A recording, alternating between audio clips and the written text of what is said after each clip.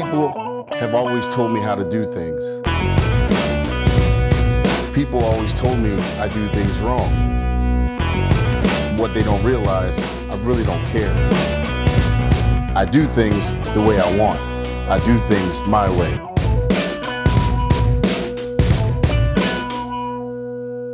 Hey, IFBB Pro, Johnny Jackson here.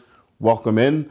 We're back here in MUTANT this time, and I just want you to bring you in a little bit closer of finding out like who I am or some of the things I've done in my life.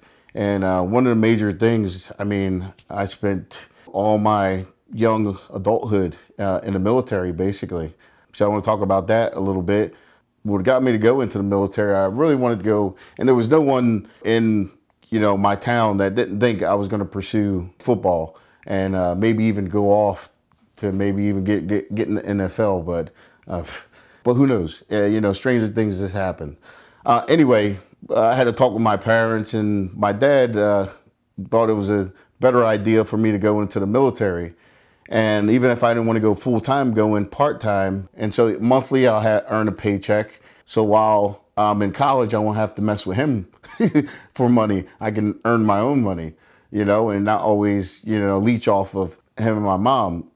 So with that, pretty much what my dad said was golden to us. So I had to think twice. I went ahead and searched out a recruiter and found out the deal. Luckily, we had a National Guard unit. It was only about 5 or 6 miles away from my mom's house, the 144th Supply Company in Hamilton, New Jersey.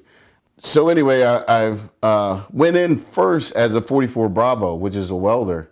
And so my training lasted unusually longer than it normally would because of what you had to do for that MOS, which was I had to go to pre-basic training before I went to basic training. And then after basic training, I went right into AIT. One of the worst things about basic training is I did my basic training down in Fort Dix, New Jersey. And as you know, I'm from New Jersey. And so I was literally 45 minutes from home and could not go. How horrible is that? Plus, with all the drill sergeants in your face and all the training. And I remember sleeping at night or trying to sleep at night because you never know when the drill sergeant was going to come through and just wake everybody up. And, it was wintertime. And so I remember being 7 below zero outside in snow. And we had to sleep in our PT uniform, which was gray shorts and a gray top. And you might have seen them with Army on it. So anyway, we'll wake up, with the drill sergeant yelling at us and get outside right now, whatever, in formation. So, we're on the 3rd floor and we would run downstairs and get in formation. We only had a certain amount of time to get down in formation. And if everybody didn't make it on time, then everybody had to run back up and get in bed and then do it all over again. Is when you got up, you had to make up your bed also. So you couldn't get up and just sprint out. You had to get up, make sure everything's nice and tight, and you had to make sure you can bounce the quarter off the bed. Because if any bed was untidy, everybody back upstairs, and we're gonna do it all over again. And so I remember doing that, man, it was just night after night after night, pretty much. So I have to tell you, while you're going through it, you're thinking, why are they doing this to me? What the hell's going on? I just want to go home. But unbeknown to me, as soon as I got out, out of my training, it was about 3 months after my training, my National Guard unit got activated. So that means I got activated into regular Army, and I got sent to Saudi Arabia for Desert Storm, Desert Shield in '91. And we actually left country January 7th. And mind you, my birthday is January 30th. So I was 20 years old when we left the country, and I was 21 by the time I got back. So you can just think back where you was when you turned 21 or about to turn 21. Most, guys are like going out or ready to go out and, have a good time, go to bars. You're legal now, you can drink and stuff like that and hoop and holler and have a good time. Well, I was sitting on a cot in about 130, 140 degrees, in full battle rattle. And, sitting there going, I'm 21 today. Lucky me. Yep. So just imagine that on your 21st birthday.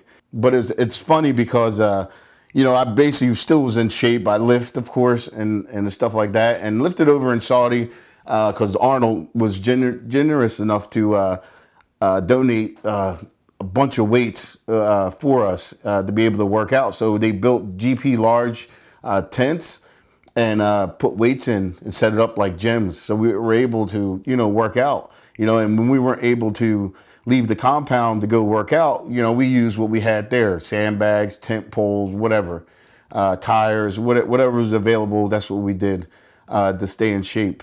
Anyway, you know, I brought a few things to share with everybody also. You know, my very first dog tags that I received going into the military, I kept them, of course, means a lot to me. I got my gas mask that I had when I was over there in Saudi also. So I got to sneak this and keep it, so that's cool. Basically, they give you 11 seconds to don and clear the mask, you know, to say that you know, in the chemical environment, so you don't inhale so much to affect your health. I haven't had this thing on forever, so, but it's for mutination, so what the hell. We'll try it on, see how it goes.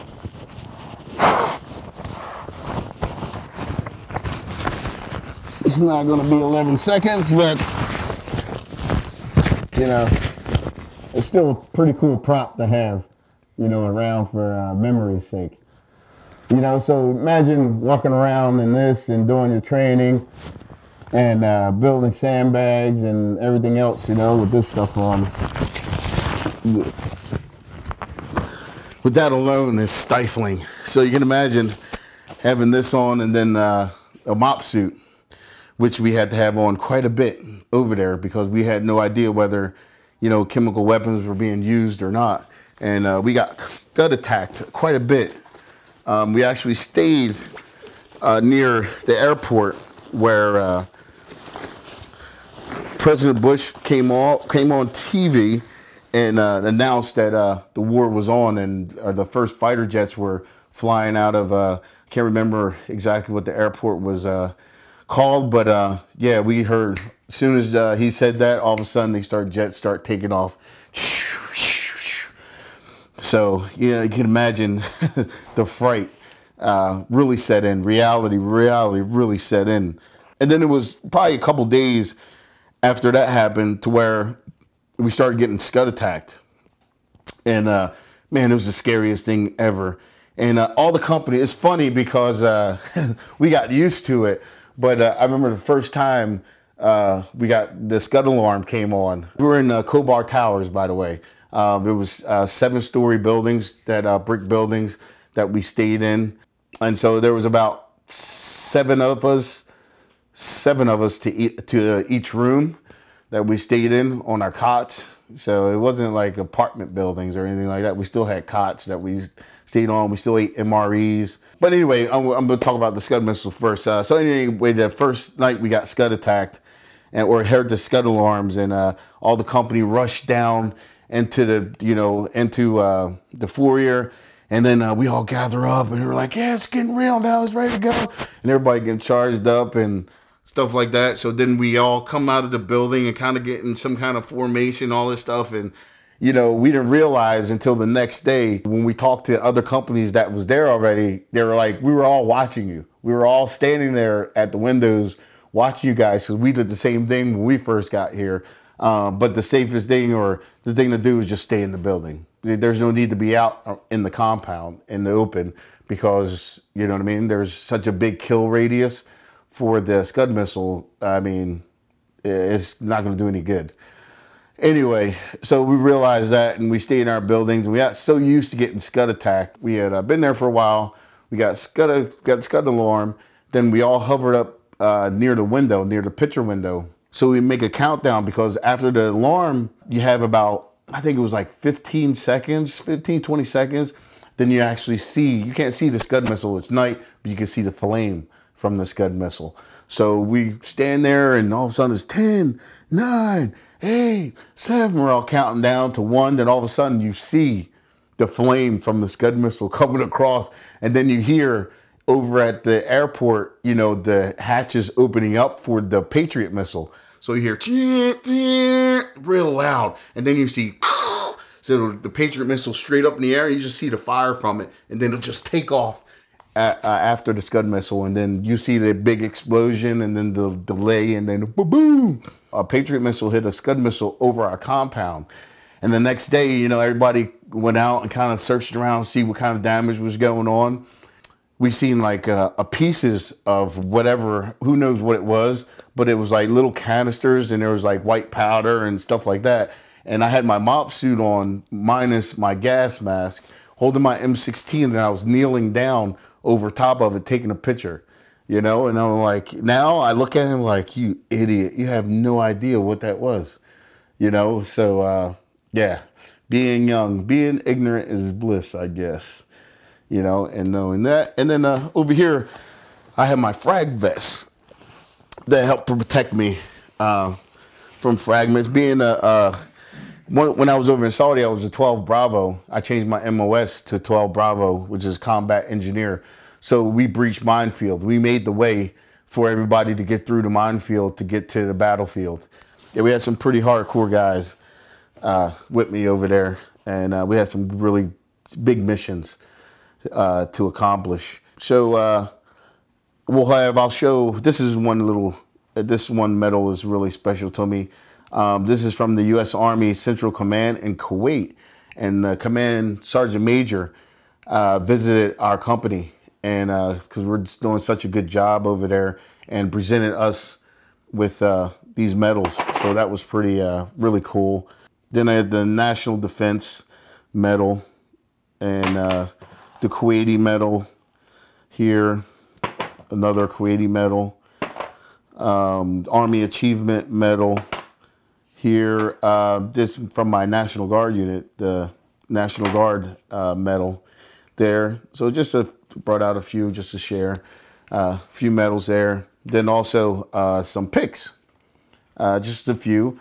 Here's a pic of myself and my buddy, Robert Silva. And we were so close. They used to call me Silva, him Jackson. I mean, me and this guy was like inseparable, seriously. God, I miss this guy. It's incredible. Whew, man, memories. We will have one here where me, Silva, and Sergeant Williamson. And you can see we're on our way to Kuwait City. Here's actually a picture of what they call the Road of Death, where it was leading out of Kuwait City, where troops were trying to get in and civilians was trying to get out, and the Iraqi army just was pounding them. And so we had to go in with bulldozers and just push things off to the side so we can get through. Tank got blown up, and it has this side up and the arrow. And then you can see a tank round right next to it. And it's just some pictures of the oil fires that they had started over there. And this is one of the missions that I really didn't care for so much. Some of the bodies, civilian and military alike, that couldn't be identified, you know, just pretty much mass grave. And that's the byproduct of war. And here's some of the equipment that got blown up by tank mines. Here's actually Kuwait City. We're actually driving into Kuwait City, so I took a picture the best I could of actually going into Kuwait City, what it looked like. Anyway, they had plenty of money, but they didn't have any food. So we brought rations to give out to the hungry. Did what we could. But this is the coolest. This is actually a bill with Saddam Hussein on it. So they were throwing this away. They didn't want anything with him on it, of course. And of course, I couldn't help it. I got lucky enough to get a bill, and still got it today. But yeah, so like I said, I just want to bring you guys in, give you a little piece of my life and what I've been through and some of the things I've done and accomplished. And so I hope you enjoy, and I didn't bore you too much, and I'll see you next time.